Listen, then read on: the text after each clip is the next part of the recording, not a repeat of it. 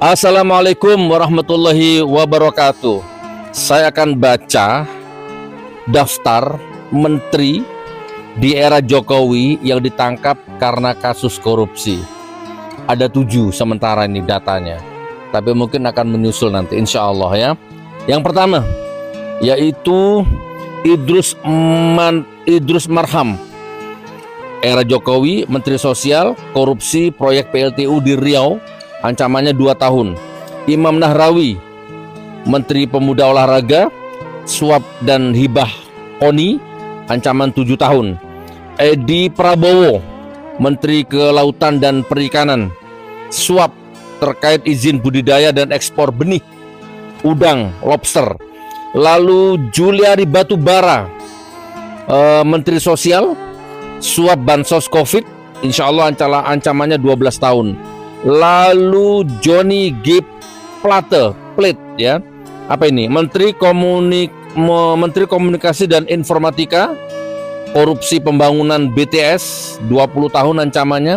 Lalu Syahrul Yassin Limpo, Menteri Pertanian, pemerasan dalam jabatan, gratifikasi dan tindak pidana pencucian, ya TPPU, di lingkungan Kementerian Pertanian, 10 tahun ancamannya. Lalu siapa lagi? Nadiem Karim, yang kemarin ditangkap itu ya, itu Mendikbud atau Mendikbudristek. Nah ini belum ya ancamannya. Dan banyak lagi. Nah, ada satu lagi. Ini kalau ditangkap selesai ini insya Allah ya. Ayo Pak Prabowo, jangan tanggung-tanggung, bersih-bersihnya ya, full tenaga, full power, full niat gitu. Siapa?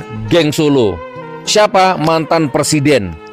Nah, kalau cuma menteri-menterinya gini yang ditangkap, percuma ya. Bukan berarti tidak dihargai, tapi itu kan ekornya gitu loh, kepalanya itu. Tangkap geng Solo dan tangkap mantan presiden Indonesia yang ke-7. Saya nyebut mantan presiden, saya nggak nyebut nama, saya nggak nyebut orang, saya nggak nyebut individu, saya nyebut mantan presiden. Itu tangkap juga karena biang keroknya di situ. Kalau Prabowo belum nangkap itu, ya. Kalau Pak Prabowo belum nangkap orang itu, berarti sama saja ya. Kasihan itu kan baru kerucuk-kerucuk, itu baru curu-curunya itu. Kepalanya ya belum, itu penting itu kepalanya itu. Basmi semua geng Solonya. Gitu Pak Prabowo ya. Tanpa terkecuali. Itu namanya bersih-bersih sungguhan. Itu namanya niat beneran kalau mau memperbaiki, membenahi bangsa Indonesia ini. Dulu saya berpikir Indonesia ini nggak ada obatnya karena terlalu besar dosanya.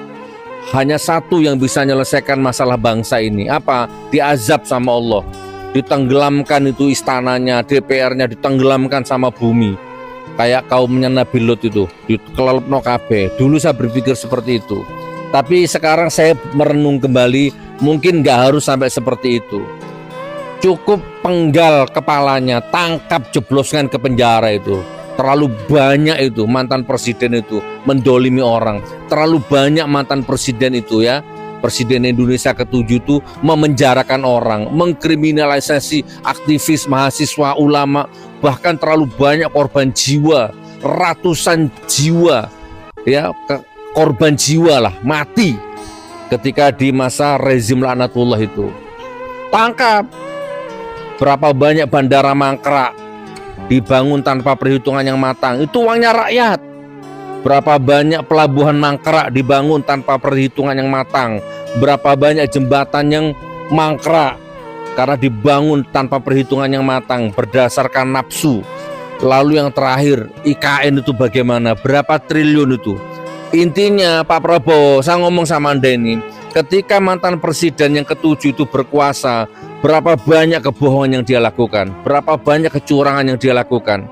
Bahkan dengan kecurangan dan kebohongannya itu banyak memakan korban jiwa.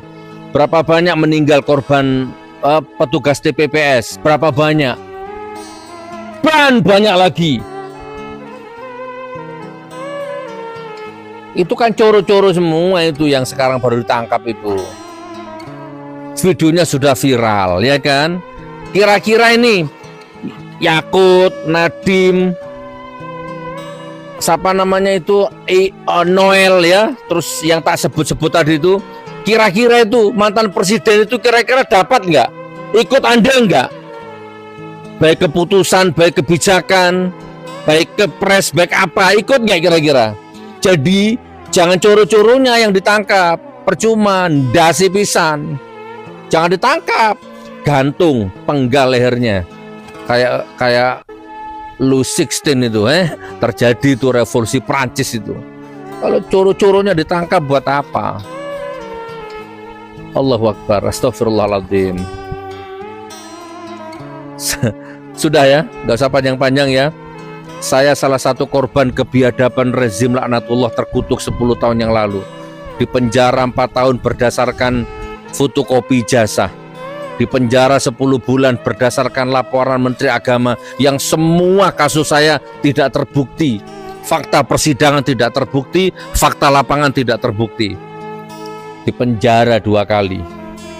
Digerebek di rumah, lahir batin, jasmani, rohani, ekonomi, kelimpungan, tidak karu-karuan. Teraniaya, terdolimi saya.